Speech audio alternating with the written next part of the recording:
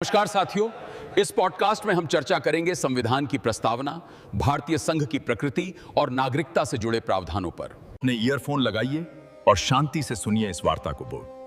Podcast को share और like करने की जिम्मेदारी आपकी है। नमस्कार। आज हम एक ऐसे दस्तावेज की पड़ताल करने वाले हैं जो भारतीय शासन व्यवस्था की तैयारी करने वाले हर किसी की मेज पर जरूर होता है। एम लक्ष्मीकांत की इंडियन पॉलिटी। और उसमें भी हम सिर्फ एक पन्ने की बात करेंगे, वो पन्ना जिसे हमारे संविधान की आत्मा कहा जाता है, प्रस्तावना, द प्रीएम्बल। बिल्कुल। और हमारा मिशन सिर्फ इसके शब्दों को रटना नहीं है, बल्कि उस कहानी को समझना है जो इन शब्दों के पीछे छिपी है। हाँ, क्योंकि ये सिर्फ एक परिचय नहीं है। जैसा मशहूर कानूनविद N.A. पालकीवाला ने कहा था, ये तो संविधान का पहचान पत्र है। एकदम सही उपमा है। और ये पहचान पत्र हमें चार बहुत ही साफ बातें बताता है। सबसे पहली और सबसे जरूरी बात कि इस संविधान को शक्ति कहाँ से मिलती है। हाँ, और वो शक्ति मिलती है हम भारत के लोग से। ये सिर्फ एक वाक्य नहीं है, ये एक क्रांति है। मतलब सारी पावर, सारी अथॉरिटी वो भारत की जनता से आ रही है, किसी राजा से या किसी बाहरी ताकत से नहीं। ठीक कहा, ये लोकप्रिय संप्रभुता का ऐलान है। दूसरी बात जो ये पहचान पत्र बताता है वो है भारत का चरित्र, उसकी प्रकृति। कि भारत देश होगा कैसा। हाँ, ये भारत को एक संप्रभु, समाजवादी, पंथ निरपेक्ष, लोकतांत्रिक और गणतांत्रिक देश घोषित करता है। ये 5 शब्द भारत की पहचान है। ठीक है, तो पहला हो गया शक्ति का स्रोत, दूसरा हुआ देश का चरित्र, और तीसरा है संविधान का मकसद, उसका उद्देश्य। ये पहचान पत्र बताता है कि ये संविधान अपने नागरिकों को देना क्या चाहता है। और वो है न्याय, स्वतंत्रता, समता और बंधुत्व। बिल्कुल, ये वो वादे हैं जिन्हें पूरा करने के लिए इस संविधान को बनाया गया। और चौथी और आखिरी बात, इसे अपनाने की तारीख 26 नवंबर 1949, जिसे हम अब संविधान दिवस के रूप में मनाते हैं। एकदम सही। तो ये 4 चीजें मिलकर प्रस्तावना का पूरा ढांचा तैयार करती हैं। चलिए तो फिर इस पहचान पत्र पर लिखे शब्दों को और करीब से देखते हैं। पहला ही शब्द है संप्रभु, सॉवरेन। सुनने में बहुत भारी लगता है, पर आम भाषा में इसका मतलब क्या है? इसका सीधा सा मतलब है, अब हम अपने मालिक खुद हैं। अच्छा। भारत अपने आंतरिक और बाहरी फैसले लेने के लिए पूरी तरह से आजाद है। उसके ऊपर और कोई ताकत नहीं है। 1947 से पहले हमारे फैसले लंदन में होते थे, अब वे दिल्ली में होते हैं। लेकिन यहाँ एक सवाल आता है। हम अक्सर सुनते हैं कि अंतर्राष्ट्रीय संधियां या संयुक्त राष्ट्र या फिर WTO के नियम हमारे कानूनों को प्रभावित करते हैं। तो क्या ये संप्रभुता सिर्फ कहने की बात रह गई है? नहीं, ये बहुत जरूरी सवाल है और कई छात्रों के मन में आता है।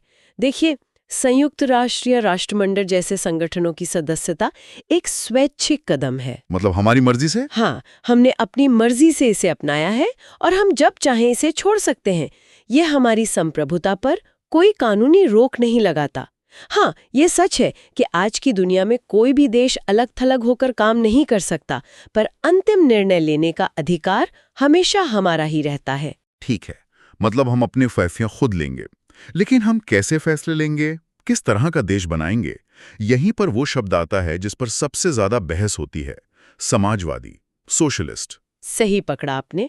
ये शब्द 1976 में 42वें संशोधन के जरिए जोड़ा गया।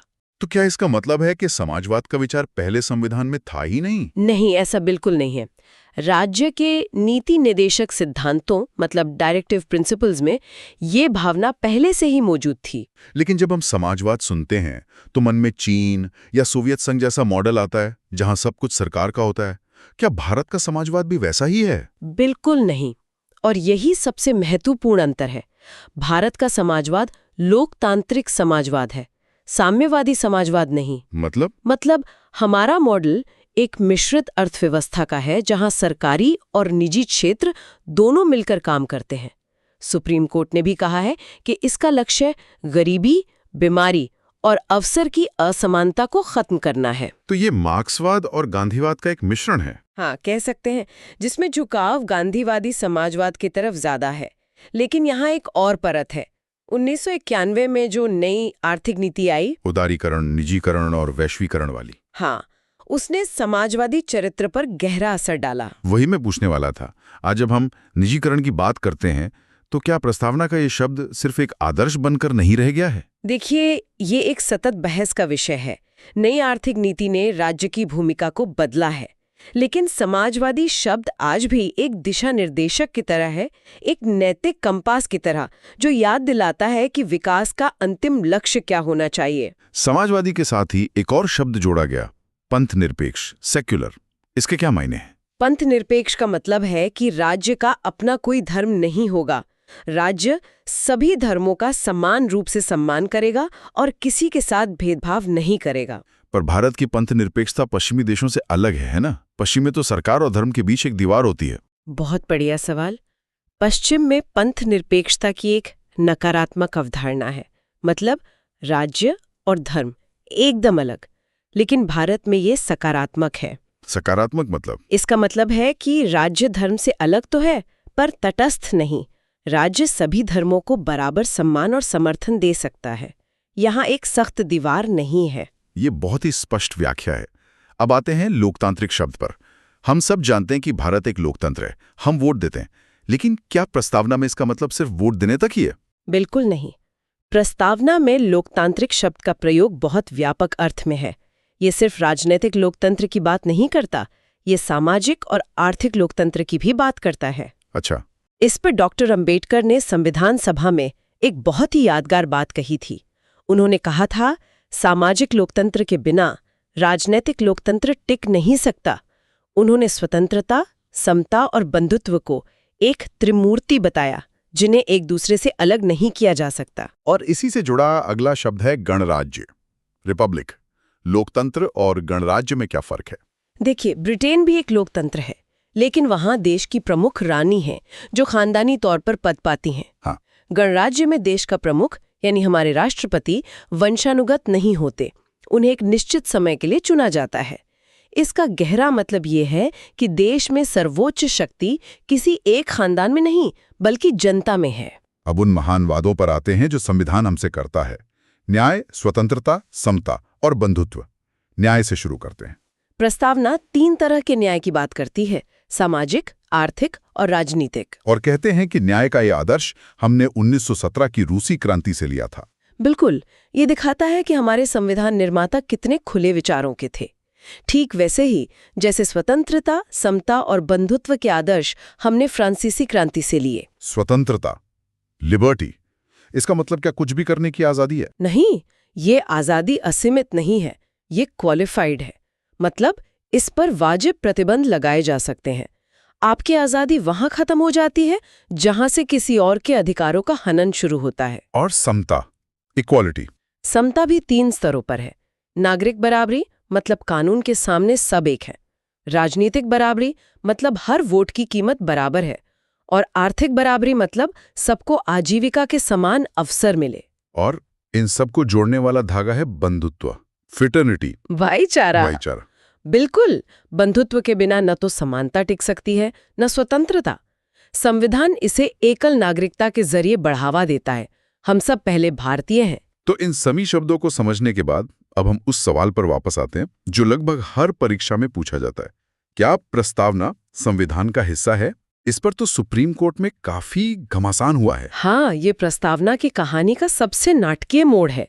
1960 के बेरुबारी यूनियन मामले में सुप्रीम कोर्ट ने कहा कि प्रस्तावना संविधान का हिस्सा नहीं है। क्या मतलब उसे एक तरह से संविधान के बाहर का दस्तावेज मान लिया गया। जी। लेकिन फिर आया 1973 का ऐतिहासिक केशवानंद भारती मामला, जिसने सब कुछ बदल दिया। सब कुछ। इस मामले में सुप्रीम कोर्ट ने अपना 13 साल पुराना फैसला पलट दिया और साफ कहा कि प्रस्तावना संविधान का एक अभिन्न अंग है। तो ये लड़ाई तो प्रस्तावना ने जीत ली, लेकिन क्या इसका मतलब है कि संसद अब इसमें कुछ भी बदलाव कर सकती है? क्या वो लोकतांत्रिक शब्द को हटा सकती है? यहीं पर केशवानंद भारती मामले का दूसरा और सबसे क्रांतिकारी फैसला आता है, मूल ढांचे का सिद्धांत, बेसिक स्ट्रक्चर डॉक्ट्रिन। अच्छा। कोर्ट ने कहा कि संसद संविधान में संशोधन तो कर सकती है, लेकिन वो इसकी बुनियादी विशेषताओं को नहीं बदल सकती। और प्रस्तावना में लिखे ये महान आदर्श उसी मूल ढांचे का हिस्सा हैं। इसीलिए जब 1976 में समाजवादी और पंथ निरपेक्ष शब्द जोड़े गए तो उन्हें वैध माना गया। बिल्कुल। क्योंकि माना गया कि इन शब्दों को जोड़ने से मूल ढांचा कमजोर नहीं बल्कि और मजबूत हुआ है। एक आखिरी सवाल, अगर प्रस्तावना इतनी महत्वपूर्ण है तो क्या हम इसके आधार पर कोर्ट जा सकते हैं? नहीं, ये एक और महत्वपूर्ण नात है। प्रस्तावना गैर न्यायिक है, नॉन जस्टिशिएबल। मतलब आप सिर्फ प्रस्तावना के आधार पर कोर्ट में कोई अधिकार लागू नहीं करवा सकते। ये एक मार्गदर्शक सितारे की तरह है, कानून की किताब नहीं। तो आज की इस चर्चा से ये बिल्कुल साफ है कि प्रस्तावना सिर्फ शब्दों का एक सुंदर गुलदस्ता नहीं है। ये हमारे संविधान का सार है, उसका दर्शन है और उसकी नींव है। बिल्कुल। के.एम. मुंशी ने इसे हमारी संप्रभु लोकतांत्रिक राज्य की जन्म कुंडली कहा था। सोचिए, जन्म कुंडली कितना सटीक शब्द है। वाओ! कोई भी अगर भारत का भविष्य समझना चाहता है तो उसे बस प्रस्तावना पढ़ लेनी चाहिए। और इसी विचार के साथ हम अपने श्रोताओं के लिए एक सवाल छोड़ जाते हैं। जैसा कि हमने चर्चा में देखा, 1991 की नई आर्थिक नीति ने समाजवादी साख को एक नई कसौटी पर रखा। बंधुत्व जैसे सिद्धांतों के साथ कैसा तालमेल या टकराव हो सकता है? यह एक ऐसा प्रश्न है जो हमारे संविधान की जीवंत प्रकृति को दर्शाता है। भारतीय संविधान के पहले ही अनुच्छेद में लिखा है, इंडिया यानी भारत राज्यों का एक संघ होगा। ये लाइन सुनने में बहुत सीधी लगती है ना? हाँ, पर इसी एक लाइन में मतलब एक बहुत बड़ा राज छिपा है। एक ऐसा विचार जो भारत को अमेरिका जैसे देशों से बिल्कुल अलग बना देता है। बिल्कुल। और आज हम इसी पर एक गहरी पड़ताल करेंगे। और ये सिर्फ कोई किताबी बात नहीं है, ये इस बात की कहानी है कि आप जिस राज्य में रहते हैं उसका वजूद कितना मजबूत है या कितना नाजुक। क्या उसकी सीमाएं हमेशा के लिए हैं या उन्हें बदला जा सकता है? इसका जवाब हमारे संविधान के अनुच्छेद 1 से 4 में छिपा है। तो आज हमारा मिशन है भारत की राजनीतिक बनावट की पहेली को सुलझाना। हम ये जानेंगे कि संसद के पास देश का नक्शा बदलने की कितनी शक्ति है और आजादी के बाद से हमारा नक्शा कैसे और क्यों बदलता रहा। ये वो बुनियादी बातें हैं जो प्रतियोगी परीक्षाओं में अक्सर उलझाती हैं। तो चलिए इस कहानी की परतों को खोलते हैं। जरूर। तो शुरुआत करते हैं सबसे पहले शब्द से, इंडिया यानी भारत। संविधान सभा में इस पर भी बहस हुई थी कि देश का नाम क्या हो। हाँ, ये एक दिलचस्प बहस थी। कुछ सदस्य पारंपरिक नाम भारत चाहते थे, जबकि कुछ आधुनिक नाम इंडिया के पक्ष में थे। तो एक बीच का रास्ता निकाला गया। हाँ, और दोनों को ही अपना लिया गया। लेकिन असली खेल नाम में नहीं, बल्कि उसके बाद लिखे शब्दों में है। राज्यों का एक संघ यानी union of states. Union of states, ये फेडरेशन ऑफ स्टेट्स से अलग कैसे है? बहुत अलग। और यही वो बिंदु है जिसे डॉक्टर B.R. अम्बेडकर ने संविधान सभा में साफ किया था। उन्होंने क्या कहा था? उन्होंने 2 बड़ी वजह बताई। पहली कि भारतीय संघ अमेरिका की तरह राज्यों के बीच किसी समझौते का नतीजा नहीं है। अच्छा। और दूसरी और सबसे जरूरी बात, किसी भी राज्य को इस संघ से अलग होने का कोई अधिकार नहीं है। ये संघ अविनाशी है, मतलब इसे तोड़ा नहीं जा सकता। बिल्कुल। तो यूनियन ऑफ स्टेट्स कहना एक साफ संदेश था कि आप इस क्लब के सदस्य तो हैं, पर आप कभी इस्तीफा नहीं दे सकते। ये तो बहुत बड़ा फर्क है। यानी देश एक है जिसे बस प्रशासन की सुविधा के लिए राज्यों में बांटा गया है। सही पकड़ा आपने। अच्छा, यहीं पर 2 और शब्द आते हैं जो अक्सर कंफ्यूज करते हैं, भारत का संघ और भारत का राज्य क्षेत्र।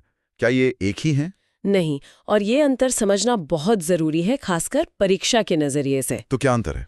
इसे ऐसे समझिए, यूनियन ऑफ इंडिया वो टीम है जो मिल के मैच खेल रही है, यानी सारे राज्य। ठीक है। लेकिन टेरिटरी ऑफ इंडिया पूरा स्टेडियम है। इसमें खेलने वाले खिलाड़ी यानी राज्य, रिजर्व खिलाड़ी यानी यूनियन टेरिटरीज, और वो इलाके भी जिन्हें भविष्य में टीम का हिस्सा बनाया जा सकता है। एकदम सही, जिन्हें भारत सरकार कभी भी अधिग्रहित कर सकती है। तो भारत का राज्य क्षेत्र एक ज्यादा व्यापक शब्द है। वाह, ये तो बहुत साफ हो गया। टीम और स्टेडियम का फर्क। बिल्कुल।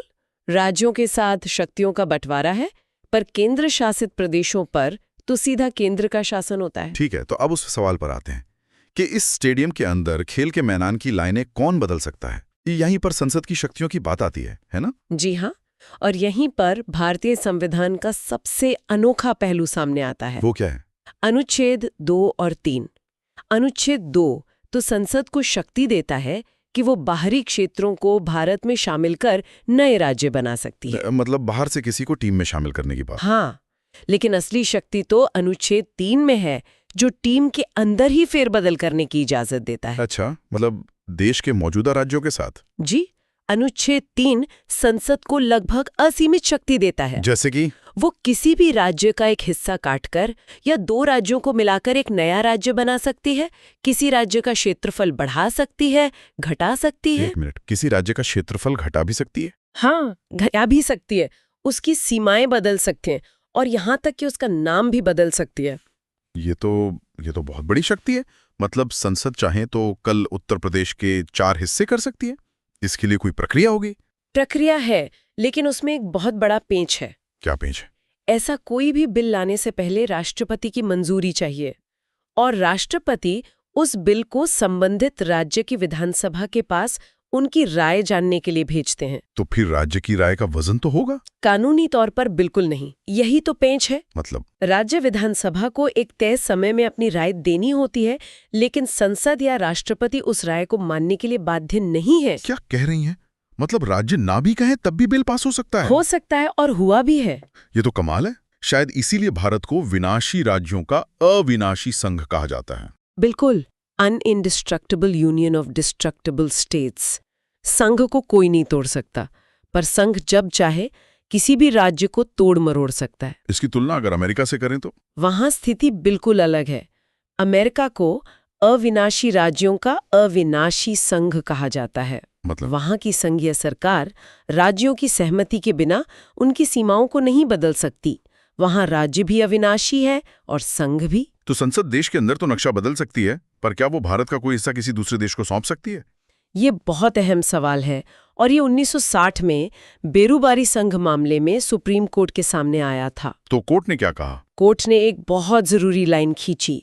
उन्होंने कहा कि अनुच्छेद 3 आपको देश के अंदर नक्शा बदलने का हक देता है, लेकिन आप देश का 1 इंच भी हिस्सा किसी और को नहीं दे सकते। तो उसके लिए क्या करना होगा? उसके लिए आपको अनुच्छेद 368 के तहत संविधान ही बदलना पड़ेगा। अच्छा, तो इसीलिए बेरूबारी का कुछ हिस्सा पाकिस्तान को देने के लिए 69वां संविधान संशोधन करना पड़ा था। बिल्कुल, लेकिन 1969 में कोर्ट ने एक और बात साफ की। वो क्या थी? कि अगर सिर्फ सीमा विवाद सुलझाना हो जिसमें जमीन का लेन देन न हो, तो उसके लिए संविधान संशोधन की जरूरत नहीं है। ठीक है, ये तो हुई कानून की बात। अब उस कहानी पर आते हैं कि इन शक्तियों का इस्तेमाल हुआ कैसे। आजादी के बाद भारत का नक्शा बना कैसे? देखिए, आज़ादी के समय भारत का नक्शा आज जैसा बिल्कुल नहीं था। एक तरफ ब्रिटिश प्रांत थे और दूसरी तरफ 552 देसी रियासतें। और सरदार पटेल के प्रयासों से लगभग सभी भारत में शामिल हो गई। हाँ, 549 रियासतें तो शामिल हो गई, लेकिन 3 ने आनाकानी की: हैदराबाद, जूनागढ़ और कश्मीर। उन्हें कैसे एकीकृत किया गया? हैदराबाद को पुलिस कार्रवाई से, जूनागढ़ को जनमत संग्रह से और कश्मीर को विलय पत्र पर दस्तखत के जरिए भारत का हिस्सा बनाया गया। और फिर 1950 में राज्यों को A, B, C, D श्रेणियों में बांटा गया था। जी, जो एक अस्थायी व्यवस्था थी, और ये व्यवस्था ज्यादा चली नहीं क्योंकि देश में एक नई मांग उठ रही थी भाषा के आधार पर राज्य बनाने की। बिल्कुल, खासकर दक्षिण भारत से।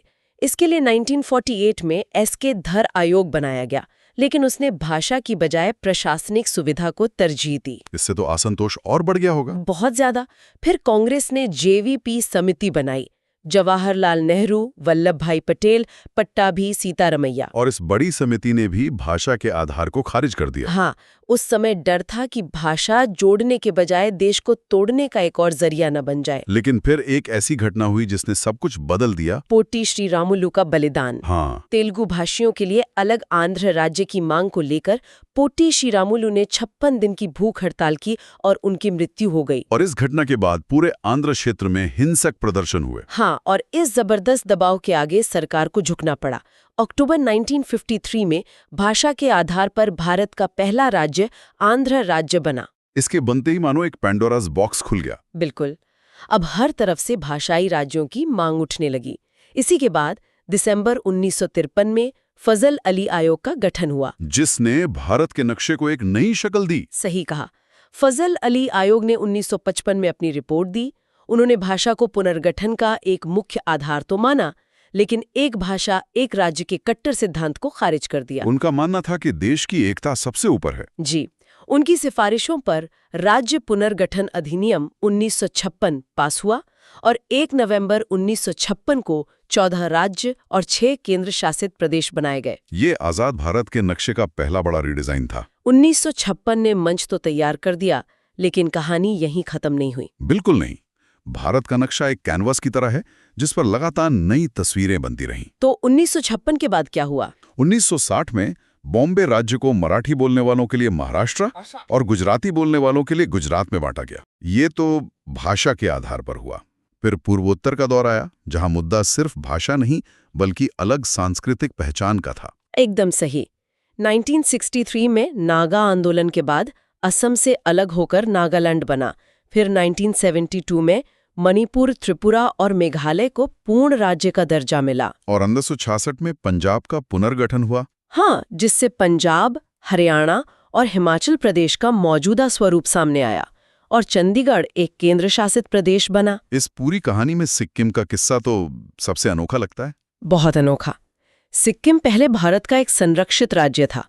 फिर 35वें संशोधन से उसे एक सह राज्य का विशेष दर्जा दिया गया, जो भारतीय संविधान में एक नया प्रयोग था। हाँ, पर ये चला नहीं और 1975 में एक जनमत संग्रह के बाद 36वें संशोधन से सिक्किम भारत का 22वां पूर्ण राज्य बन गया। और फिर 1987 में 3 और राज्य बने, मिजोरम, अरुणाचल प्रदेश और गोवा। इसके बाद साल 2000 में जो 3 राज्य बने, छत्तीसगढ़, उत्तराखंड और झारखंड, उनकी मांग के पीछे मुख्य कारण पिछड़ापन और बेहतर प्रशासन की इच्छा थी, है ना? हाँ, यहाँ पर आधार भाषा से ज्यादा आर्थिक और प्रशासनिक था। और सबसे हालिया बड़ा बदलाव हमने 2014 में तेलंगाना के रूप में और 2019 में जम्मू कश्मीर के साथ देखा। हाँ, जब जम्मू और कश्मीर राज्य को 2 केंद्र शासित प्रदेशों में बांट दिया गया। जी, ये फिर से अनुच्छेद 3 के तहत संसद की शक्ति का एक बड़ा उदाहरण था।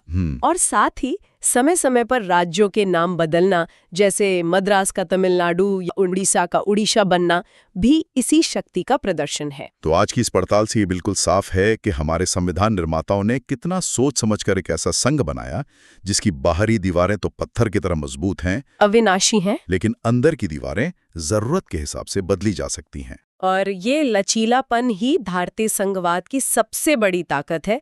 ये दिखाता है कि कैसे हमारा संविधान समय और लोगों की आकांक्षाओं के साथ खुद को ढालने की क्षमता रखता है, ताकि देश की एकता और अखंडता बनी रहे। बिल्कुल। और ये कहानी अभी भी जारी है। आज भी देश के अलग अलग हिस्सों से नए राज्यों की मांगें उठती रहती हैं। हाँ, चाहे वो विदर्भ हो या गोरखालैंड। ऐसे में ये सोचना जरूरी है कि 21वीं सदी में जब हम राज्यों के पुनर्गठन के बारे में सोचें तो हमें किन बातों को सबसे ज्यादा महत्व देना चाहिए? क्या पुरानी भाषाई पहचान को या फिर आज की आर्थिक और प्रशासनिक जरूरतों को? आज हम एक ऐसे सवाल की तह तक जाएंगे जो सुनने में तो बहुत सीधा लगता है, लेकिन है बड़ा पेचीदा। एक भारतीय नागरिक होने का आखिर मतलब क्या है? और ये सवाल सिर्फ अकादमिक नहीं है, बल्कि प्रतियोगी परीक्षाओं, खासकर यूपीएससी और एसएससी के लिए तो ये सोने की खान है। बिल्कुल। इसके कानूनी प्रावधानों से सीधे सवाल उठते हैं। बिल्कुल। आज हम इसी सफर को तय करेंगे। हमारे पास एम लक्ष्मीकांत की किताब का वो हिस्सा है जिसे इस विषय की गीता माना जाता है। जी। हमारी कोशिश होगी कि इसके पन्नों से निकलकर हम नागरिकता की पूरी कहानी को समझें।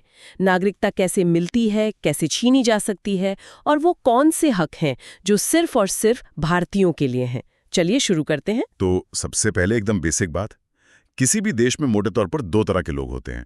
एक तो नागरिक यानी सिटीजन्स, और दूसरे विदेशी यानी एलियंस। इनमें सबसे बड़ा फर्क क्या है? सबसे बड़ा फर्क है अधिकारों और वफादारी का। नागरिक देश के पूरे सदस्य होते हैं, उनकी देश के प्रति पूरी वफादारी होती है। और बदले में उन्हें सारे नागरिक और राजनीतिक अधिकार मिलते हैं। वहीं विदेशी किसी और देश के नागरिक होते हैं, इसलिए उन्हें ये सारे अधिकार नहीं मिलते। यहाँ एक दिलचस्प बात यह है कि स्रोत के मुताबिक विदेशियों में भी 2 कैटेगरी हैं, दोस्त और दुश्मन। कानून की नजर में ऐसा ही है। मित्र विदेशी यानी फ्रेंडली एलियंस वो हैं जिनके देश से भारत के रिश्ते सामान्य हैं। ठीक है। लेकिन शत्रु विदेशी यानी एनिमी एलियंस वो हैं जिनके देश के साथ भारत का युद्ध चल रहा हो और उन्हें मित्र विदेशियों से भी कम अधिकार मिलते हैं। अच्छा, जैसे कौन से अधिकार? जैसे अनुच्छेद 22 के तहत गिरफ्तारी और नजरबंदी से सुरक्षा का जो अधिकार है वो शत्रु विदेशियों को नहीं मिलता। ये तो बहुत महत्वपूर्ण जानकारी है, खासकर परीक्षाओं के लिए। तो चलिए उन खास अधिकारों की लिस्ट बनाते हैं जो सिर्फ भारतीय नागरिकों के लिए हैं। ये एक एक्सक्लूसिव क्लब जैसा है। हाँ, कह सकते हैं। इस क्लब में क्या क्या मिलता है? इस क्लब की मेंबरशिप बहुत कीमती है। सबसे पहले तो कुछ मौलिक अधिकार हैं, जैसे अनुच्छेद 15 जो कहता है कि धर्म, जाति, लिंग या जन्म स्थान के आधार पर आपके साथ भेदभाव नहीं होगा। अनुच्छेद 16 जो सरकारी नौकरियों में बराबरी का मौका देता है। और सबसे बड़ा अनुच्छेद 19 बोलने की आजादी वाला। जी, जो हमें बोलने, कहीं भी आने जाने और कोई भी काम करने की आजादी देता है। ये सारे अधिकार सिर्फ नागरिकों के लिए हैं। मतलब ये वो बुनियाद है जिस पर हमारा लोकतंत्र खड़ा है। और राजनीतिक अधिकारों का क्या? राजनीतिक अधिकारों में सबसे अहम है वोट देने का अधिकार। लोकसभा और विधानसभा चुनावों में सिर्फ भारतीय नागरिक ही वोट डाल सकते हैं। और चुनाव भी लड़ सकते हैं। बिल्कुल, न सिर्फ वोट देना बल्कि चुनाव लड़ने का हक भी सिर्फ नागरिकों को है।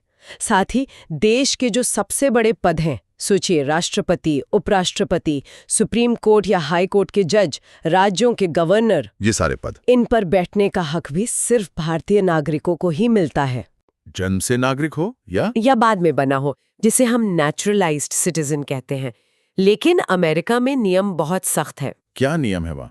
वहाँ सिर्फ नेचुरल बॉर्न सिटीजन यानी जन्म से अमेरिकी नागरिक ही राष्ट्रपति बन सकता है। कमाल है। मतलब अगर कोई बाहर से आकर अमेरिका का नागरिक बने, चाहे वो कितना भी काबिल क्यों ना हो, वो राष्ट्रपति कभी नहीं बन सकता। कभी नहीं। भारत इस मामले में ज्यादा उदार है। बिल्कुल। अब इसी से जुड़ा एक और बड़ा कॉन्सेप्ट है भारत की एकल नागरिकता या सिंगल सिटीजनशिप। हाँ, ये अक्सर कंफ्यूज करता है। भारत एक संघीय देश है, मतलब केंद्र और राज्यों की दोहरी सरकारें हैं, तो फिर नागरिकता दोहरी क्यों नहीं? सही सवाल है। अमेरिका की तरह जहां आप देश के भी नागरिक होते हैं और अपने राज्य के भी। देखिए, हमारे संविधान निर्माताओं ने इस पर बहुत सोचा था। अमेरिका या स्विट्जरलैंड में दोहरी नागरिकता है जी। इसका मतलब है कि राज्य अपने नागरिकों को कुछ खास अधिकार दे सकता है, जैसे वोट देने या सरकारी नौकरी पाने में प्राथमिकता। अच्छा। इससे एक राज्य के नागरिक और दूसरे राज्य के नागरिक के बीच भेदभाव की गुंजाइश बन जाती है। तो संविधान निर्माता इसी भेदभाव को रोकना चाहते थे। एकदम सही। उनका मकसद था भाईचारे और एकता की भावना को मजबूत करना और एक अखंड राष्ट्र बनाना। एकल नागरिकता ये सुनिश्चित करती है कि आप कहीं के भी हों। हाँ, आप चाहे तमिलनाडु में पैदा हुए हों या कश्मीर में, आपको पूरे भारत में एक जैसे नागरिक और राजनीतिक अधिकार मिलेंगे। आपका पासपोर्ट सिर्फ रिपब्लिक ऑफ इंडिया का होता है, किसी राज्य का नहीं। ये सोच तो बहुत अच्छी है, लेकिन क्या ये नियम हमेशा हर हाल में लागू होता है? क्योंकि असल जिंदगी में तो हम देखते हैं कि राज्य अपने निवासियों को कुछ फायदे देते हैं। आपने बिल्कुल सही नब्ज पकड़ी है। जैसे एडमिशन में या नौकरियों में। जी, यहीं पर इस नियम के कुछ अपवाद सामने आते हैं और परीक्षा में सवाल भी यहीं से बनते हैं। सोचिए, एकल नागरिकता एक नेशनल हाईवे की तरह है जो सबको बराबर अधिकार देता है। लेकिन कभी-कभी कुछ राज्यों को लोकल ट्रैफिक के लिए छोटी-मोटी सर्विस लेन बनाने की इजाजत होती है। ये बढ़िया एनालॉजी है। तो ये सर्विस लेन क्या है? पहला अपवाद क्या है? पहला अपवाद है अनुच्छेद 16 के तहत संसद को यह अधिकार है कि वो कुछ खास सरकारी नौकरियों के लिए किसी राज्य या केंद्र शासित प्रदेश में निवास यानी रेजिडेंस की शर्त लगा सकती है। अच्छा, ये अधिकार सिर्फ संसद के पास है, राज्यों के पास नहीं? केवल संसद के पास। जैसे आंध्र प्रदेश और तेलंगाना के लिए ये व्यवस्था की गई है। और दूसरा अपवाद जुड़ा है अनुच्छेद 15 से। संविधान जन्म स्थान यानी प्लेस ऑफ बर्थ के आधार पर भेदभाव को तो रोकता है, लेकिन निवास स्थान यानी प्लेस ऑफ रेजिडेंस के आधार पर नहीं। ये एक बहुत बारीक फर्क है। इसी वजह से राज्य अपने निवासियों को कुछ फायदे दे पाते हैं। बिल्कुल, इसी वजह से कोई राज्य अपने रेजिडेंट्स को शिक्षा शुल्क में रियायत जैसे फायदे दे सकता है जो बाहर के छात्रों को नहीं मिलते। और तीसरा अपवाद शायद आदिवासी क्षेत्रों से जुड़ा है। बिल्कुल, अनुसूचित जनजातियों की अनोखी संस्कृति, भाषा और जमीन की रक्षा के लिए अनुच्छेद 19 के तहत उनके क्षेत्रों में बाहरी लोगों के आने जाने, बसने और जमीन खरीदने पर रोक लगाई जा सकती है। ये उनकी पहचान को बचाने के लिए एक जरूरी कदम है। जी हाँ। ठीक है, तो अब नागरिकता के सबसे व्यवहारिक हिस्से पर आते हैं। भारत का नागरिक बनने का रूल बुक क्या कहता है? मतलब नागरिकता मिलती कैसे है? संविधान ने तो बस ये बताया कि 26 जनवरी 1950 को कौन-कौन भारत का नागरिक बना। अच्छा, सिर्फ उस एक दिन के लिए? का काम संसद पर छोड़ दिया और संसद ने इसी शक्ति का इस्तेमाल करके 1955 में नागरिकता अधिनियम बनाया, जिसमें वक्त के साथ कई बदलाव हुए हैं। बहुत बदलाव हुए हैं। तो आज की तारीख में नागरिक बनने के क्या रास्ते हैं? इस अधिनियम के तहत 5 रास्ते हैं। पहला और सबसे आम है जन्म से, यानी बाय बर्थ। लेकिन यहाँ कहानी में एक बड़ा ट्विस्ट है। ट्विस्ट? हाँ, समय के साथ ये नियम बहुत सख्त होता गया। वो कैसे? देखिए, 1 जुलाई 1987 से पहले भारत में पैदा होने वाला हर बच्चा भारत का नागरिक बन जाता था। हर बच्चा? चाहे उसके माता पिता किसी भी देश के हों? जी हाँ, इसे जस सोली या धरती का अधिकार कहते हैं। जो इस मिट्टी पर पैदा हुआ वो यहीं का है। ये तो बहुत उदार नियम था, फिर इसे बदला क्यों गया? स्रोत सीधे तौर पर कारण नहीं बताता, लेकिन कानून में बदलाव अक्सर उस समय की सामाजिक राजनीतिक परिस्थितियों को दर्शाते हैं। माना जाता है कि अवैध आप्रवासन की बढ़ती चिंताओं के चलते नियमों को सख्त करने की जरूरत महसूस हुई। तो 1987 में क्या बदला? 1987 में एक शर्त जोड़ दी गई कि जन्म के समय माता पिता में से कम एक का भारतीय नागरिक होना जरूरी है। और ये नियम और भी सख्त हुआ? हाँ, 2004 के संशोधन के बाद नियम और भी कड़ा हो गया। अब जन्म से नागरिकता तभी मिलती है जब या तो आपके दोनों माता पिता भारतीय हों या फिर एक भारतीय हो और दूसरा अवैध प्रवासी, मतलब इलीगल माइग्रेंट ना हो। तो आप देख सकते हैं कि हम एक बहुत ही उदार व्यवस्था से एक बहुत ही नियंत्रित व्यवस्था की तरफ बढ़े हैं। ये तो हुआ जन्म से। दूसरा तरीका क्या है? दूसरा तरीका है वंश के आधार पर, यानी बाय डिसेंट। ये उन लोगों के लिए है जिनका जन्म भारत से बाहर हुआ हो। अच्छा। यहाँ भी एक दिलचस्प बदलाव हुआ है। 1992 से पहले ये अधिकार सिर्फ पिता के भारतीय होने पर मिलता था। मतलब एक तरह से पितृसत्तात्मक सोच थी। बिल्कुल। लेकिन 1992 में इसे लैंगिक रूप से तटस्थ, जेंडर न्यूट्रल बनाया गया और कहा गया कि माता या पिता में से कोई भी एक भारतीय हो तो बच्चे को नागरिकता मिल सकती है। ये तो एक बहुत बड़ा सुधार था। जी।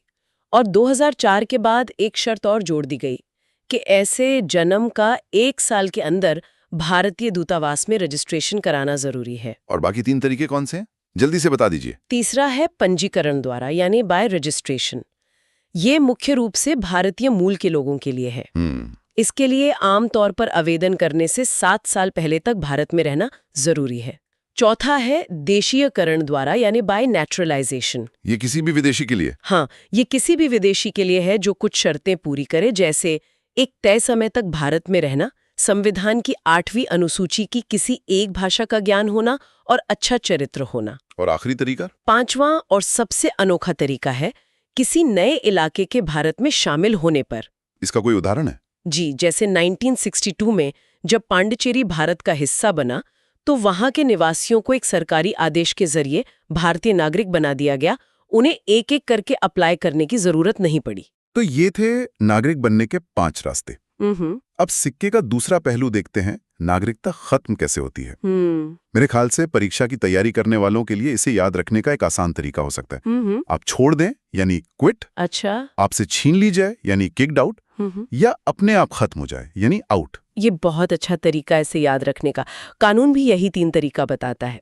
पहला, स्वेच्छा से त्याग यानी रेनंसिएशन। ये मेरा क्विट वाला पॉइंट हुआ। हाँ, कोई भी वयस्क भारतीय नागरिक घोषणा करके अपनी नागरिकता छोड़ सकता है। और दूसरा तरीका है समाप्ति यानी टर्मिनेशन। ये आपका आउट हो जाना है।